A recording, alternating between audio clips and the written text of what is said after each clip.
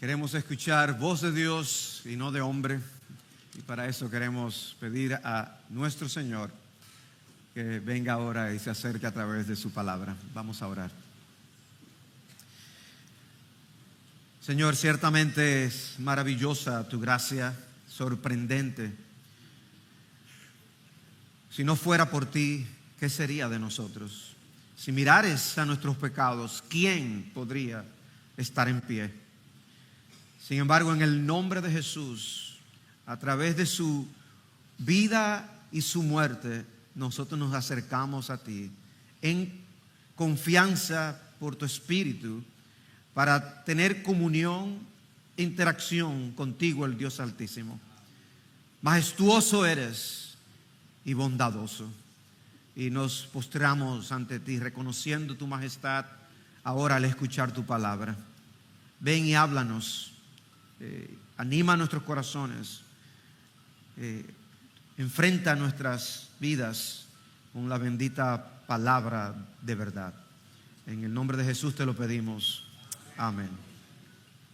Ahora que oigo ese celular, es un buen momento para decirles, por favor, pónganlo en vibración.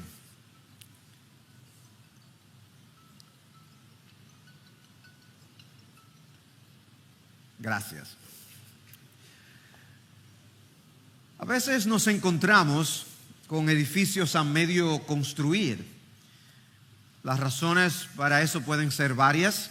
A veces es por razones económicas, no se calculan los gastos, pero a veces es un asunto de no contar con los debidos permisos. Y algunos de los letreros con los que nos topamos pueden decir: obra suspendida, clausurada, proyecto sin licencia de construcción. O puede decir aviso de paralización de obra por violación a las normativas municipales del uso del suelo. Entre muchas otras razones que se pueden dar. La historia de Génesis 11, que vamos a estar viendo en la mañana de hoy, contiene una obra que fue detenida. Y nada menos que por Dios mismo. Con este sermón de hoy concluimos la serie Creación, Caída y Promesa. Un estudio sobre Génesis capítulos 1 al 11. Algunos han estado siguiendo toda la serie, otros me dicen, me falta escuchar uno que no estuve aquí. Y la verdad es que es bueno estudiar esta porción de la Escritura porque contiene cosas tan fundamentales de la fe, como hemos visto, que realmente animamos a que todos nosotros continuamos exponiéndonos al contenido de un libro tan importante como Génesis. No sabemos si vamos a continuar estudiando el resto del libro, pero habrá por lo menos alguna serie por el medio y otros sermones sueltos. Pero queremos saber los pastores la voluntad del Señor en cuanto a si seguir estudiando el resto del libro del Génesis. Génesis 11 es el capítulo que hace la transición de la primera parte, la primera sección, a la segunda sección del libro. La primera parte, los primeros 11 capítulos, nos presenta la historia primitiva, de las cosas primeras que Dios creó, las cosas primeras que sucedieron en la historia de la humanidad. Y la segunda sección es la historia patriarcal, donde ya tenemos los personajes desde Abraham hasta José en Egipto, en el final del libro. Y nuestro estudio se concentró en, obviamente, la primera parte. Este capítulo 11 consta de dos partes principales. Está una historia y dos genealogías. La historia en los primeros 9 versículos y las genealogías en el resto de este capítulo. Así que veamos en primer lugar la historia, que no es otra que la muy conocida historia sobre la Torre de Babel. La historia de la Torre de Babel. Y podemos dividir esta historia en dos partes también. Y la primera parte, los primeros 4 versículos, yo lo he llamado los planes de los arquitectos de Babel.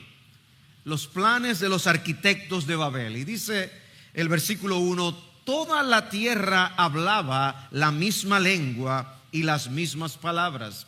Según iban hacia el oriente, hallaron una llanura en la tierra de Sinar y se establecieron allí. Y se dijeron unos a otros: vamos, fabriquemos ladrillos y cosámoslos bien. Y usaron ladrillo en lugar de piedra y asfalto en lugar de mezcla. Luego dijeron: vamos, edifiquémonos una ciudad y una torre cuya cúspide llegue hasta los cielos, y hagamos un nombre famoso para que no seamos dispersados sobre la superficie de toda la tierra. El versículo 9 de este capítulo nos dice que la ciudad fue llamada Babel, y hablamos de ella la semana pasada cuando estudiamos el capítulo 10 y dijimos que Nimrod tuvo mucho que ver con ella. En el versículo 10 del capítulo 10 dice: el comienzo de su reino fue Babel, del reino de Nimrod. O sea que este es uno de estos arquitectos que plantearon esta idea de esta ciudad y de esta torre. La idea en planos parecía genial. Iba a ser un proyecto de esos que deslumbran. Quizás ustedes han podido ver alguna de esas obras cuando la ven en plano y después la ven en realidad y dicen: ¿qué pasó aquí? Hay como una gran diferencia. Pues, en planos eso parecía algo maravilloso. Pensaban que contaban también con todos los recursos necesarios para terminar. Tenían tantos ladrillos que podían llegar al cielo.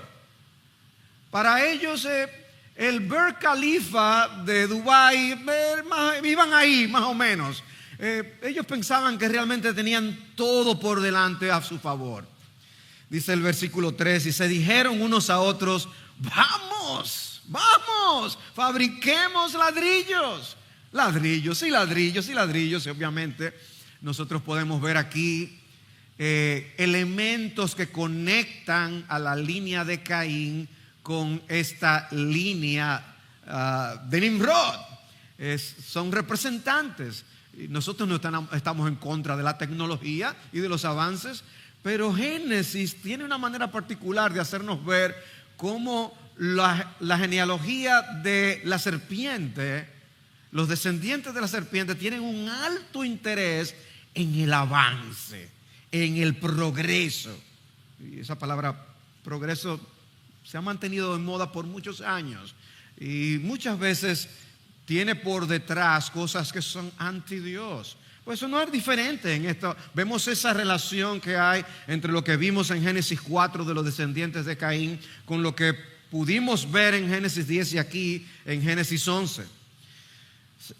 Hay entonces esa similitud y dice el versículo 4: luego dijeron: vamos, edifiquémonos una ciudad. Aunque esta historia es conocida como la historia de la Torre de Babel, no se habla meramente de una torre, se habla de una ciudad. Dice: edifiquémonos una ciudad y una torre, ya algo que llame la atención en esa ciudad, a ese lugar, una torre cuya cúspide llegue hasta los cielos, y hagámonos un nombre famoso para que no seamos dispersados sobre la superficie de toda la tierra. Tenían sus propósitos, querían ser conocidos, querían tener fama y querían también poder conglomerarse en un mismo lugar. La mentalidad que tenían fue la misma mentalidad que luego dio lugar a grandes imperios. Ellos eran, por así decir, el inicio en ciernes de un gran imperio. Eso era lo que ellos querían tener. Y el Señor los frenó, confundiendo las lenguas, como vamos a ver. Pero sus planes eran fortalecerse, no dispersarse, un imperio unificado. Y siempre en la historia ha habido esos esfuerzos de tener grandes imperios, y aún hay los imperios modernos en la actualidad. El hombre es capaz de unirse para lo malo. El hombre es capaz de unirse para lo malo. Y un ejemplo de ello fue lo que aún pasó con gente como Herodes y Pilatos cuando crucificaron al Señor, mataron al Señor. Los malos se unen en su maldad para fines anti Dios. Y esos fueron los planes de los arquitectos. Pero ahora llegan las autoridades a inspeccionar, que es la segunda parte de esta historia. La supervisión de las autoridades, versículos 5 al 9. Y noten que hablo de autoridades en plural, a propósito por el lenguaje que aparece en el texto y que habíamos encontrado anteriormente en Génesis capítulo 1. A ver si lo notan. Dice el versículo 5. Pero el Señor descendió para ver la ciudad y la torre que habían edificado los hijos de los hombres. Y dijo el Señor: son un solo pueblo y todos ellos tienen la misma lengua. Esto es lo que han comenzado a hacer, y ahora nada de lo que se propongan hacer les será imposible. Vamos, bajemos y confundamos allí su lengua, para que ninguno entienda el lenguaje del otro. Así el Señor los dispersó desde allí sobre la superficie de toda la tierra, y dejaron de edificar la ciudad. Por eso la ciudad fue llamada Babel, porque allí el Señor confundió la lengua de toda la tierra, y de allí el Señor los dispersó sobre la superficie de toda la tierra. Todo podía lucir muy impresionante según los estándares del mundo, pero para Dios la interpretación fue muy diferente. Nosotros los hombres nos dejamos deslumbrar por cosas maravillosas. Nosotros podemos ver algo grandioso, algo que tiene ciertas dimensiones y nos asombramos. ¡Wow! Pero a Dios no muchas cosas le asombran. Ese no es el tipo de cosas que llaman la atención de Dios. Hay cierto lenguaje en las Escrituras.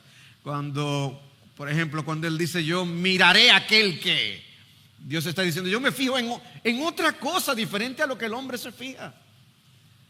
Pero para ellos esto era impresionante. Uno puede ver el panorama de algunas ciudades y ahora con tantos edificios grandes, y uno puede asombrarse hasta que uno piensa en todo lo que ocurre en esas grandes ciudades y la miseria que marca muchas de esas ciudades. El punto es que el texto dice que el Señor descendió para ver la ciudad y la torre que habían edificado. Era una ciudad tan grande y una torre tan enorme, entre comillas, que Dios tiene que descender para poder verla, porque era minúscula. Era una torre pequeñita. Dice: ¿dónde está? Que no la veo. Desde la perspectiva divina era insignificante y diminuta. Tengo que acercarme para poder verla. Y pueden notar el lenguaje irónico que está usando el pasaje aquí. Ah, es la cosita que se ve allá. Ellos, muy orgullosos por su ciudad y su torre, pensaban que unidos podían lograr lo que quisieran. Los constructores de Babel anhelaban la unidad, hacer algo que les conglomerara en un solo lugar. Y no hay nada de malo en sí mismo en el deseo de la unidad. El problema no era la unidad en sí, sino la impiedad en esa unidad. Lo que estaban manifestando de sus corazones, la rebelión, era una unidad en pecado, una unidad en desobediencia. Sí, muchas veces los malos se unen para el mal, y no sería la última vez que los enemigos de Dios se unirían para luchar contra Dios. El Nuevo Testamento cita el Salmo 2 precisamente por el cumplimiento que esto tuvo con respecto a la muerte de Jesús. Dice el Salmo 2: ¿por qué se sublevan las naciones y los pueblos traman cosas vanas? No sé, se unen. Se levantan los reyes de la tierra y los gobernantes traman unidos contra el Señor y contra su ungido, diciendo: rompamos sus cadenas y echemos de nosotros sus cuerdas. Y dice: el que se sienta como rey en los cielos, se ríe. El Señor se burla de ellos. ¿Qué manera del salmista expresar cómo Dios ve esa amenaza tan grande de los reyes de la tierra? Se ríe. ¿Cree que con eso me van a hacer algo? Y el apóstol Pedro, después de citar ese salmo en su combate con los apóstoles, con las autoridades, da esta explicación. Porque en verdad en esta ciudad se unieron tanto Herodes como Poncio Pilato, junto con los gentiles y los pueblos de Israel, contra tu santo siervo Jesús, a quien tú ungiste. Orando. Se pueden unir todos sus enemigos, pero el Señor no tiembla, el Señor se ríe. Cuando nosotros vemos levantarse la oposición hacia el Evangelio de Jesucristo en nuestra generación, nuestro deber debe ser hacer lo mismo que los apóstoles en Hechos 4. Ahora, Señor, considera sus amenazas y permite que tus siervos hablen tu palabra con toda confianza. Esa debe ser nuestra oración. Orar también. ¿Y saben lo que pasó? Dice, y todos fueron llenos del Espíritu Santo y hablaron la palabra de Dios con valor. Siempre va a haber esta guerra. Lo hemos visto anunciado desde Génesis 3. Y es lo que ha seguido manifestándose. Y aquí en Babel lo tenemos una vez más. Nosotros tenemos que ampararnos en el poder del Altísimo. Muchos de nuestros jóvenes salen de la escuela este año y se irán a las universidades. Si estaban en Logos, notarán quizás mucho más todavía el contraste de aquello con lo que se van a encontrar. No sé a qué universidad irás si vas a la universidad, pero el ambiente es hostil. Allí encontrarás a los Nimrods. Ahí encontrarás a los Herodes y a los Pilatos. Y te hablarán con su juerga de muchas cosas que ellos piensan que les hacen grandes. Pero no saben lo que hablan y están confundidos. No seas intimidado cuando tú entres por las puertas de esa universidad. No seas intimidado cuando tú entres a esas aulas y empiecen a citarte filósofos y decirte, porque como decía aquel y como decía aquel otro. Y no pienses que con eso te están desarmando y dando muerte a la fe cristiana, porque no es así. Pueden argumentar que lo negro es blanco.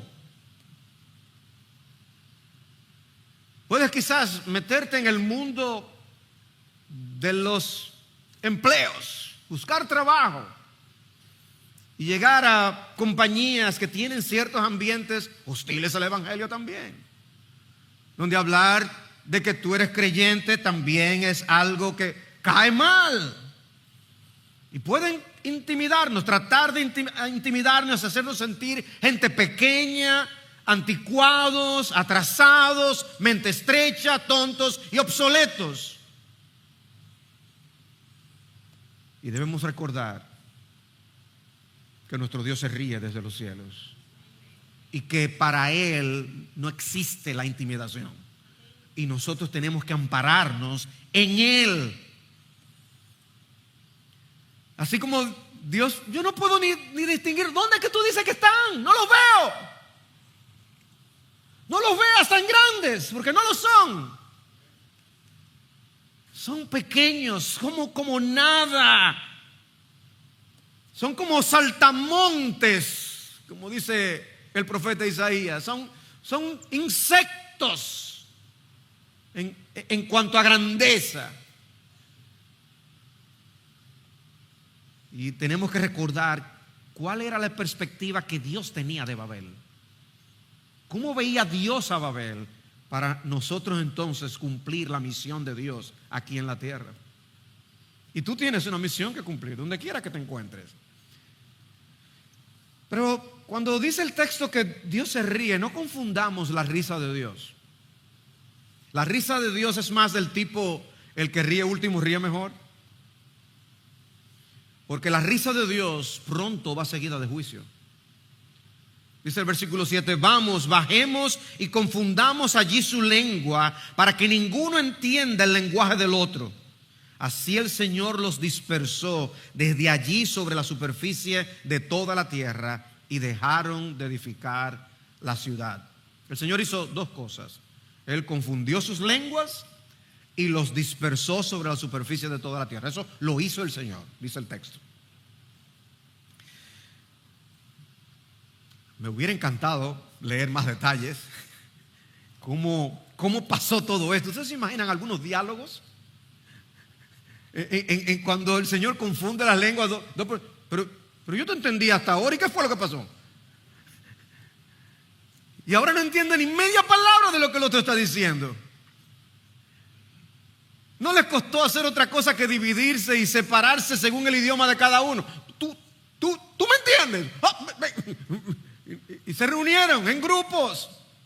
¿Has estado tú en una situación en la que tú no entiendes ni pío, como decimos, de lo que la otra persona está diciendo?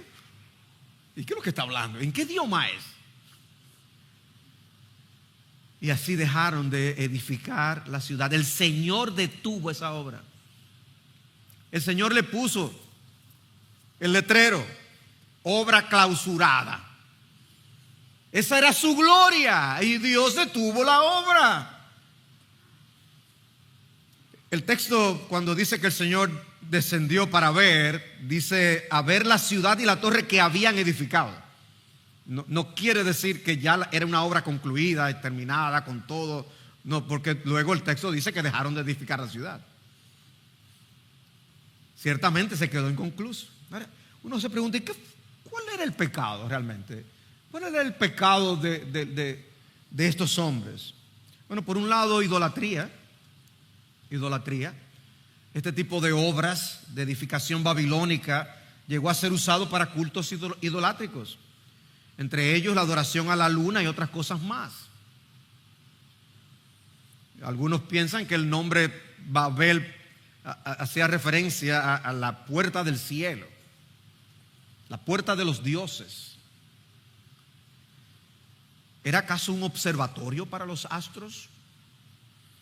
Dice alguien, dado que los babilonios desarrollaron el zodíaco, no es improbable que el nivel superior estuviera dedicado a la astrología, mediante la cual los sacerdotes intentaban adivinar el significado de la historia en las estrellas. Ellos usaban este tipo de edificaciones, estos sigurats, como les llamaron. Y en arqueología se han encontrado estos tipos de edificios. O sea que había idolatría de por medio. En segundo lugar, había también rebeldía y desobediencia. Para que no seamos dispersados sobre la superficie de toda la tierra. Cuando las instrucciones de Dios en Génesis 1:28 eran: multiplíquense, llenen la tierra y sométanla. Lo que después también le repitió a Noé después del diluvio en el capítulo 9. En toda la Biblia, Babilonia representa a una humanidad rebelde contra Dios. En toda la Escritura. Todos sus esfuerzos y el impacto de su cultura era anti Dios. Y podemos ver ejemplos como lo que pasó con Daniel y sus amigos y lo que pretendieron hacer con ellos. Y no es la cultura de la actualidad, hermanos, casi en su totalidad una cultura anti Dios. No importa la faceta, no importa el área donde miremos, son indiferentes a Dios o son atrevidos contra Dios, están en guerra con Dios y con su pueblo en múltiples maneras. Esa es la cultura nuestra, parecida a Babilonia. Babilonia fue una buena representación de la simiente de la serpiente. Era esa guerra típica entre la ciudad de los hombres y la ciudad de Dios. Pero también había orgullo y arrogancia. Orgullo y arrogancia. Hagámonos un nombre famoso. El hombre busca grandeza para sí y no reconocer la grandeza de Dios. A un sigurat babilónico le llamaban la escalera al cielo puro. Eran orgullosos. Me llamó la atención leer las palabras de un periodista luego de hacer una entrevista a estudiantes de sexto a octavo grado.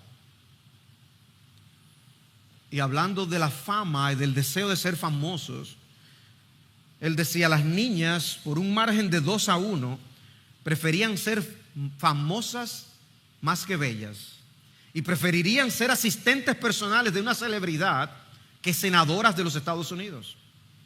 Más de una cuarta parte de los niños encuestados dijeron que creían que la fama los haría más felices y más amados por sus familias. La mayoría encontró la idea de cenar con una celebridad más atractiva que cenar con Jesucristo. El deseo de fama, nombre, popularidad. Los jóvenes buscan ser populares, quieren ser aceptados por sus amigos. Pero el principio bíblico es que Dios exalta al humilde y humilla al orgulloso. Es diferente.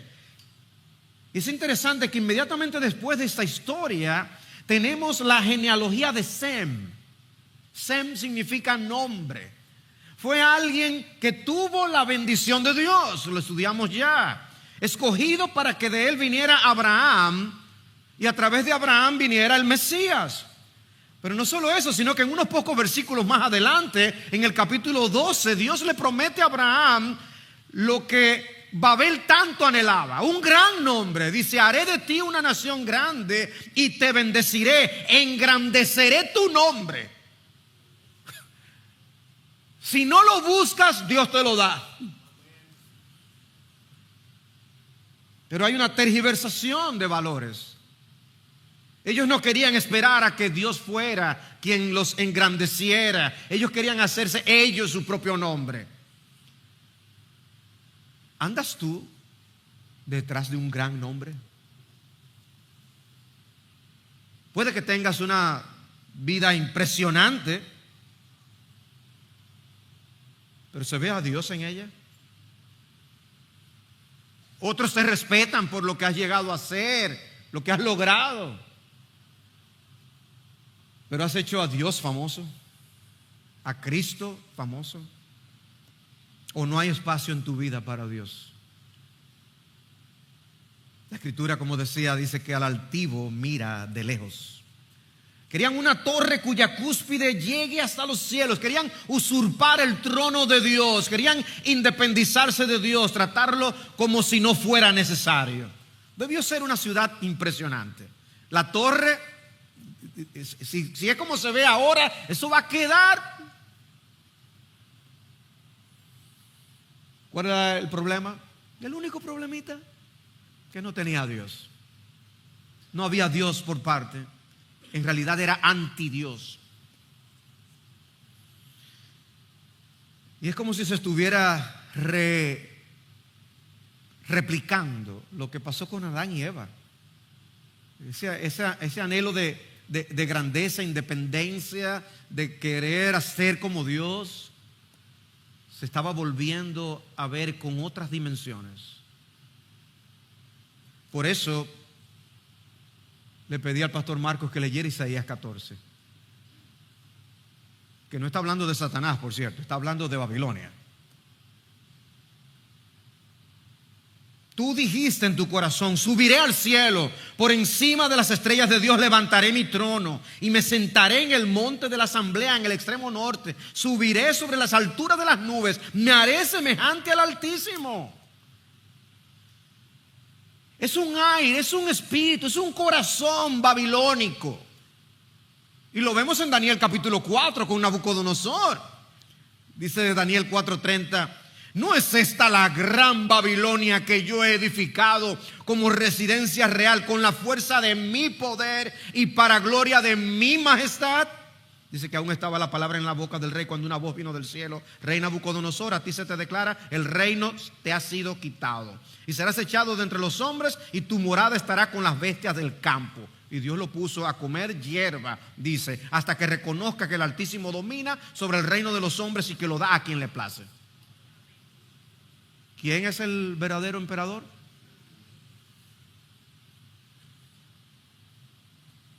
Pero el nombre no es realmente de puerta del cielo, de los dioses.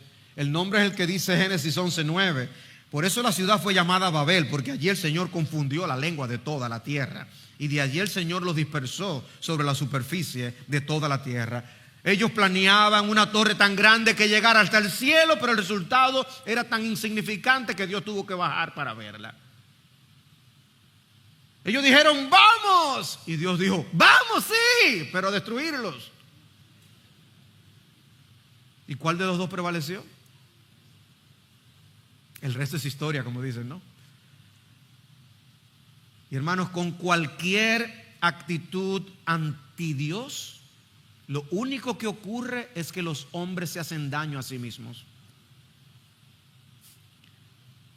Ellos quieren herir a Dios y se hacen daño a sí mismos. Ignorar a Dios, menospreciar a Dios, rebelarse contra Dios, darle espalda a Dios, desobedecer a Dios, con lo único que tú haces con eso, lo único que haces con eso es hacerte daño a ti mismo.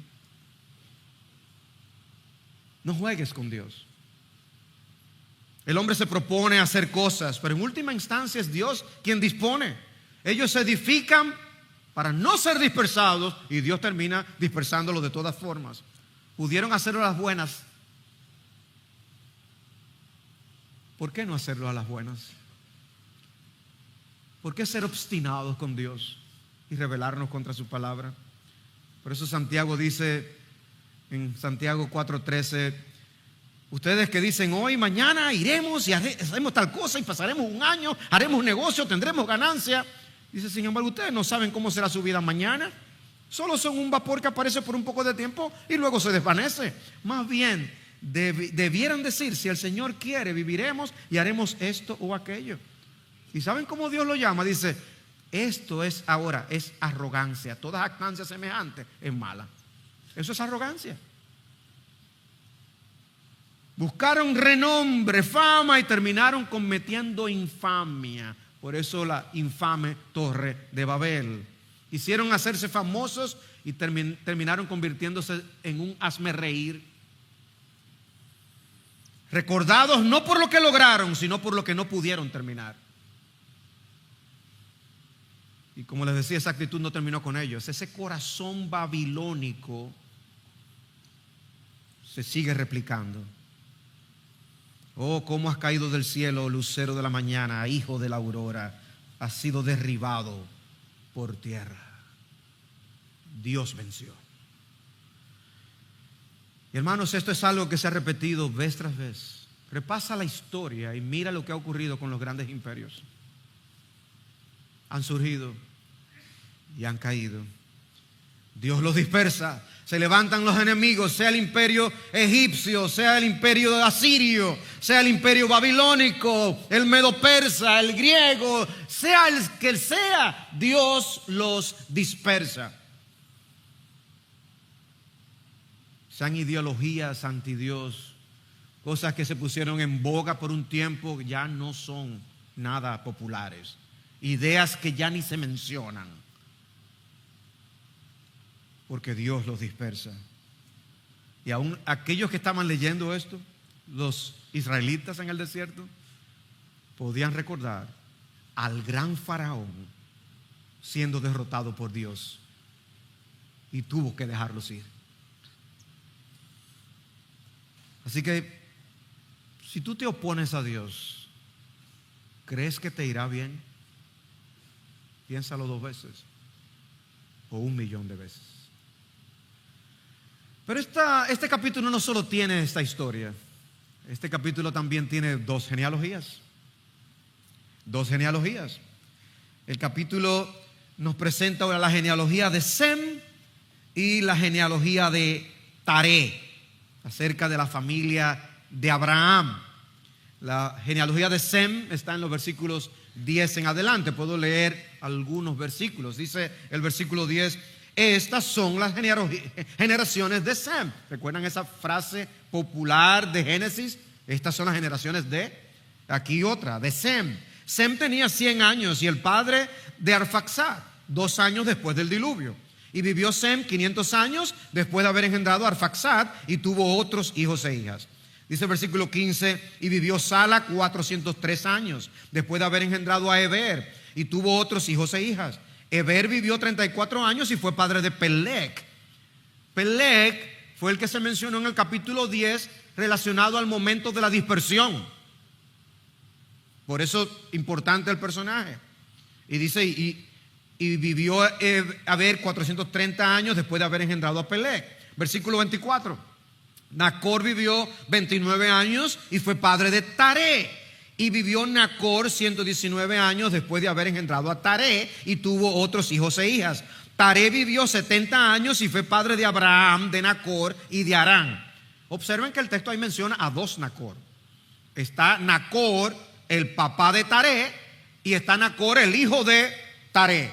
O sea que fue que le pusieron el nombre del abuelo, como muchos hacen. Se ubica el nacimiento del hijo de Sem 2 años después del diluvio, dice el pasaje. Esta genealogía se parece con elementos a la genealogía que nosotros vimos en el capítulo 5, donde nosotros vemos que hay un hijo que se menciona, y de ahí otro descendiente, y de ahí otro descendiente, seleccionando a uno de ellos básicamente. Tienen fórmulas similares.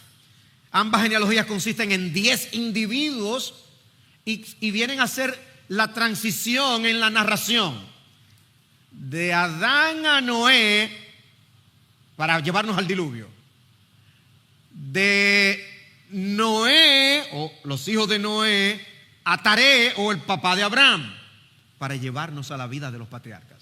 Son genealogías, por eso, transitivas. Y las 2 genealogías terminan con alguien que tuvo 3 hijos. Noé tuvo a Sem, Cam y Jafet, y Taré tuvo a Abraham, Nacor y Harán. Pero también hay diferencias en las genealogías. Y una de ellas fue algo a lo que yo les llamé la atención cuando vimos el capítulo 5. ¿Recuerdan que hablamos de la longevidad que tenían esas personas? Pues aquí empezamos a ver un gran cambio. Las vidas empiezan a ser mucho más cortas. Nosotros leímos de un Matusalén con 969 años en el récord Guinness. El promedio de vida de esa genealogía fue 907 años. El promedio de vida de esta, aquí en el capítulo 11, son 333 años. Una diferencia considerable. La duración de la vida se fue reduciendo y reduciendo cada vez más hasta los niveles que nosotros conocemos hoy.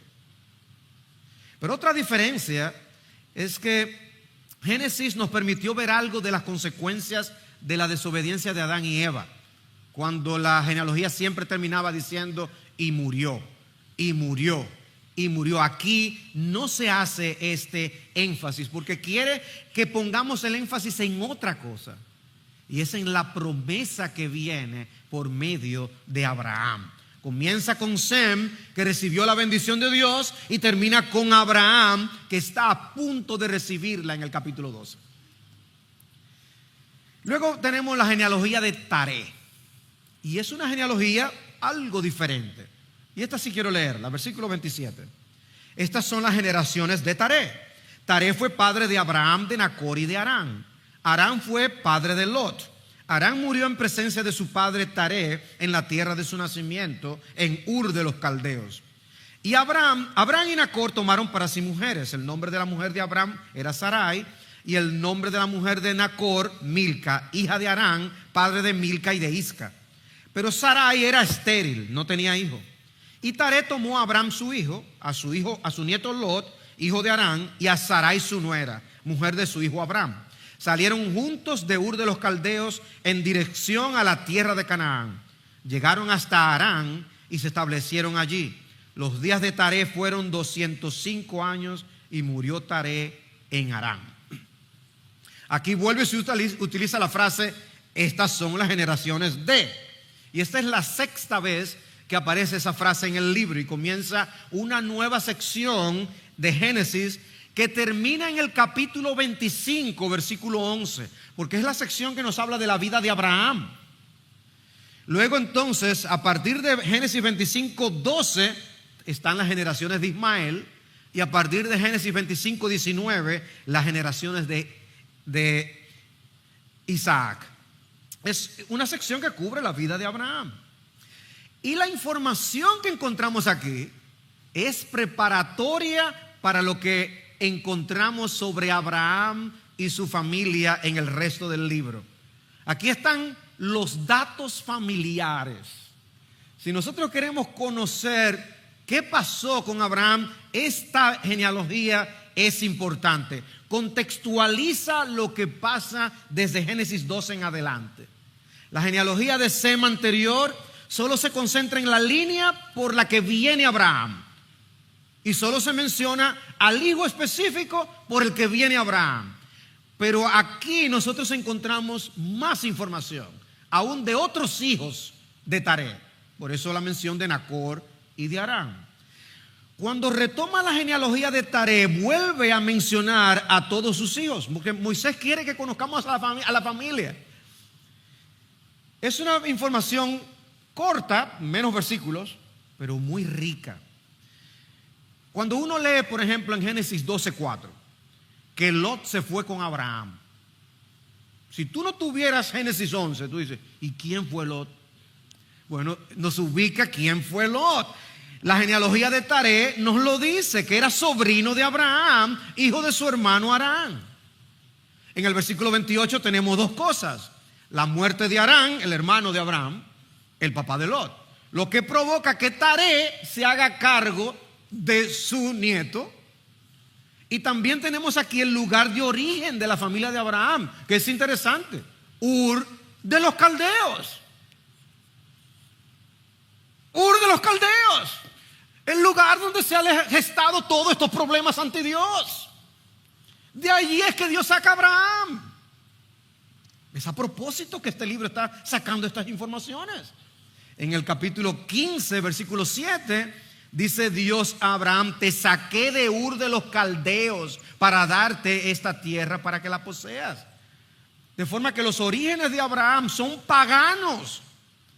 Cuando en Josué 24:2 se habla de Taré, oigan lo que Josué dice: así dice el Señor Dios de Israel, al otro lado del río habitaban antiguamente los padres de ustedes, es decir, Taré, padre de Abraham y de Nacor, y servían a otros dioses. O sea que Dios levanta a este patriarca, por así decir, de los enemigos de Dios. Y lo glorioso es que Dios después se identifica a sí mismo como el Dios de Abraham, de Isaac y de Jacob. No dice del Dios de Taré, pero sí del Dios de Abraham. ¡Wow! El texto nos dice que Harán murió primero que su padre Taré, por eso se hizo cargo de Lot.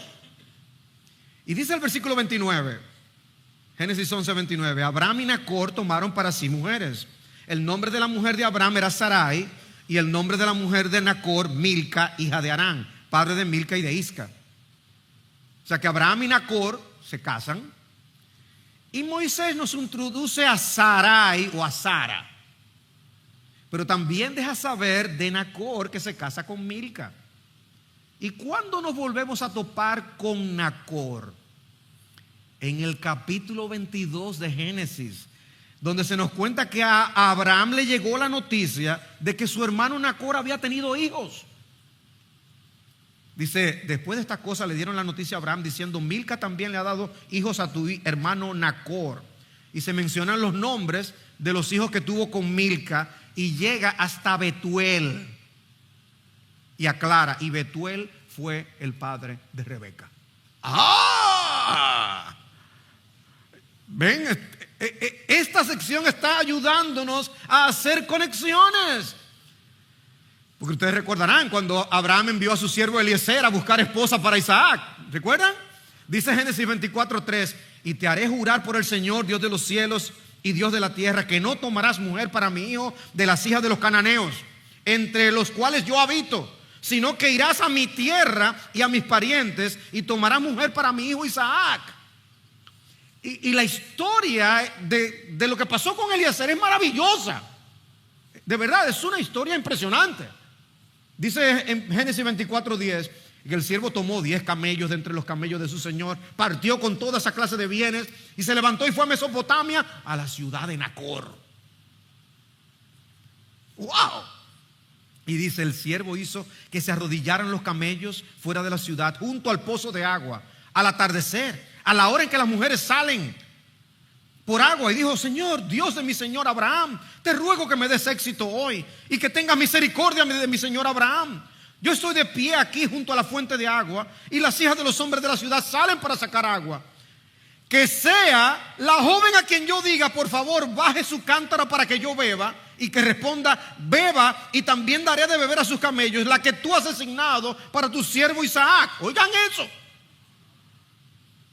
Por ello sabré que tú has tenido misericordia a mi señor. Y sucedió que antes de haber terminado de hablar, Rebeca, hija de Betuel, hijo de Milca, mujer de Nacor, hermano de Abraham, salió con el cántaro sobre su hombro.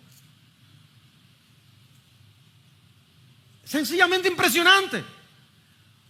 ¿Cuántos detalles manejados por el Dios soberano del universo para llevar a cabo sus planes de traer al Mesías? Y unos versículos más adelante se menciona al hermano de Rebeca, que luego vino a ser el suegro de Jacob. Dice que se llama Labán. ¿Ven? Eso en cuanto a Nacor. Pero de Sarai o Sara dice: pero Sara era estéril, no tenía hijo. Ajá. ¿Y entonces cómo va a venir el descendiente? Esta genealogía nos crea el problema que va a comenzar a solucionar en el capítulo 12. Ven, esa es una genealogía con datos maravillosos para nosotros emocionantemente seguir leyendo Génesis. Es impresionante, es increíble lo que Dios está haciendo aquí. Y menciona esta esterilidad para mostrarnos que para Dios nada es imposible. Y dice el versículo 31: y Taré tomó a Abraham su hijo, a su nieto Lot, hijos de Harán, y a Sarai su nuera y mujer de su hijo Abraham. Salieron juntos de Ur de los Caldeos en dirección a la tierra de Canaán. Llegaron hasta Harán y allí se establecieron. Si pueden poner el mapa, por favor, en pantalla, simplemente para ubicarlos. Si ustedes ven a la derecha dice Babilonia. Debajo tiene un punto que dice Ur. De allí salió la familia. Ahora, si ustedes suben y llegan hasta la parte donde dice Asiria, a la izquierda tiene otro punto que dice Harán. Ahí llegaron y ahí se establecieron. Y ya ustedes saben lo que pasó después con el resto de la historia, cómo se dirigieron hacia Canaán. Pero cómo Dios usa hasta el hecho de que Taré, Dios pone el deseo en Taré de irse a Canaán, pero se queda en Harán, que todavía tiene influencia babilónica. Todas esas regiones tenían influencia babilónica. No se nos dice cuándo Nacor se muda de Ur a la zona de Harán, pero ya lo encontramos ahí en el capítulo 24. Hermanos, Dios nos está mostrando que Dios escogió a esta familia no porque se lo merecía, no porque había nada bueno en ellos. Fueron seleccionados por pura gracia. Y Dios así salva a Abraham y luego hace toda esa obra que hace por medio de Abraham y cómo por él traería al Mesías. En conclusión, amados hermanos,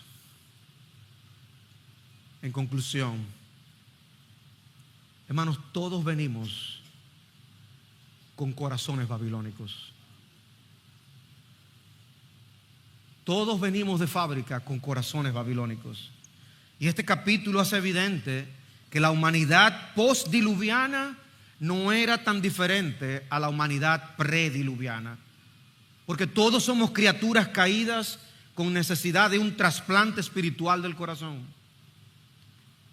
Ese problema comenzó en Edén con Adán y Eva, y a partir de entonces todos estamos en necesidad de rescate, de redención, de salvación.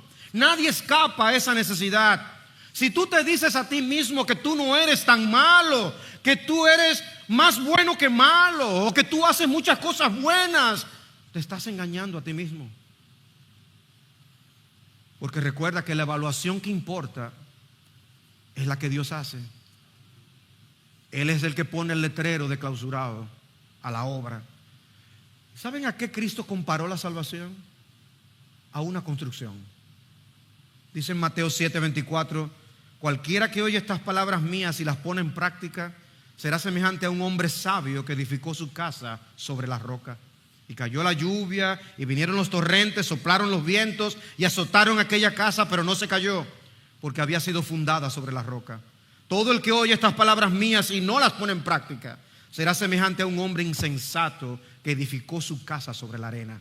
Y cayó la lluvia y vinieron los torrentes, soplaron los vientos y azotaron en aquella casa, y cayó, y grande fue su destrucción. La pregunta es: ¿aprueba Dios tu casa? ¿Habrá realmente alguien que pueda llegar a Dios por medio de sus propios ingenios, esfuerzos, por su inteligencia? No, sé sabio y edifica tu casa sobre la roca, y la roca es Jesucristo. Toda otra edificación quedará clausurada. La aprobación de Dios es la que cuenta, y Él te ordena a arrepentirte de tus pecados y a creer en su Hijo Jesucristo, porque de lo contrario te espera el juicio. La semana pasada yo les hablé de la importancia de ver repeticiones en el pasaje. Hay una expresión que aparece 2 veces en el capítulo 10 y una en el capítulo 11. Estas son las generaciones de Sem, los hijos que tuvo después del diluvio. Y el capítulo 10 termina diciendo: de ellos se propagaron las naciones sobre la tierra después del diluvio. Y aquí en el capítulo 11, en el versículo 10, Sem tuvo hijos, fue padre de Arfaxad, a quien lo tuvo después del diluvio. ¿Saben lo que está haciendo Moisés al repetir esta frase? Esta es la última mención del diluvio que se hace en Génesis.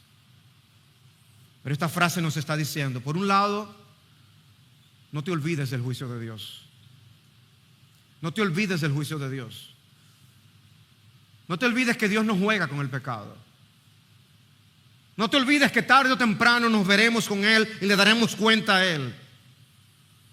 El capítulo 11 nos muestra otro gran momento de intervención divina después del diluvio. Dios está ahí y no permanecerá callado para siempre. Jesús también advirtió en el día del juicio que vendría como un ladrón en la noche y tomaría a los pecadores desprevenidos. Pero esa frase también nos recuerda otra cosa. Después del diluvio nos recuerda la gracia de Dios, cómo Él salvó a Noé y a toda su familia, y cómo ni siquiera esa destrucción cambió los planes de Dios de traer a un redentor por medio de la descendencia de la mujer, su Hijo Jesucristo. Y en lugar de enviar otro diluvio devastador para aniquilar a la humanidad rebelde, lo que hace es mostrarnos un enorme rayo de esperanza a través de un pacto con Abraham como la solución al problema de nuestros corazones babilónicos. No busques la exaltación de tu gran nombre, sino la exaltación de aquel que tiene un nombre que es sobre todo nombre, la exaltación y la gloria de nuestro bendito Señor Jesucristo. Todos tus esfuerzos por hallar fama y sentido en esta vida, aparte de Dios, también terminarán en confusión. Tarde o temprano terminarán en confusión, porque son torres infames. No pretendas subir al cielo por tu propia torre, porque Dios diseñó una forma mejor. Confía en aquel que descendió por la escalera que Dios le mostró a Jacob en Betel, en Génesis 28:12. ¿Recuerdan esa escalera que Dios le mostró a Jacob? Donde ángeles subían y bajaban. Dios le dijo allí: yo soy el Señor, el Dios de tu padre Abraham y el Dios de Jacob. Y le dicen: tus simientes serán bendecidas todas las familias de la tierra. Aleluya. Le dice: yo estoy contigo. Y dice él: cuán imponente es este lugar. Esto no es más que la casa de Dios. y puerta del cielo. Esa es la verdadera puerta del cielo. Y luego Jesús dice en Juan 1:51, en verdad les digo que verán el cielo abierto y a los ángeles de Dios subiendo y bajando sobre el Hijo del Hombre. En Cristo Dios se revela. Confía en Él, cree hoy en Él y harás las paces con el Dios Altísimo, que juzgará nuevamente a los cielos, a quien cada hombre, cada ser humano tendrá que rendir cuentas. Y estarás preparado entonces para partir para la eternidad. Pero solamente entonces. Cree hoy y no lo dejes para mañana. El Señor bendiga su palabra.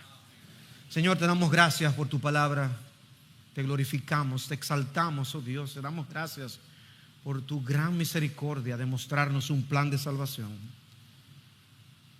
Sí, Señor, perdona nuestros pecados. Perdonas a aquellos aún que, como decía tu propio Hijo, no saben lo que hacen al despreciarte y desechar tu evangelio. Y hoy llámales a salvación. Te rogamos, llámalos a salvación. Y te lo pedimos en el nombre de Jesús. Amén. El pastor Marcos vendrá ahora para dirigir la cena del Señor.